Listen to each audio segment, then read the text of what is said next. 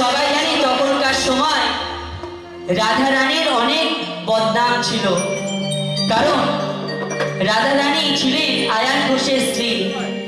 তাই একজনের স্ত্রী হওয়ার সত্ত্বেও সবাই কিন্তু তখনকার আমলেও জানতো যে শ্রীকৃষ্ণের সঙ্গে তার কোনো না কোনো একটা লিঙ্ক ছিল, প্রেম ছিল বা ভালোবাসা ছিল। তো তখনকার মানুষও কিন্তু পেছনে বদনাম গাইতো, আর এখন তো আরোই গায়। তাই রাধা রানীর নাম কি রেখেছিল একটু বলতে হবে সবাইকে। কি নাম রেখেছিল? জোরে বলুন না একটু। যা সত্যি কথা বলতে এখানে ধান চাষ হয় কি হয় না? সে গ্রামের দিকে হয়, একটু ভেতরের দিকে, তাই তো?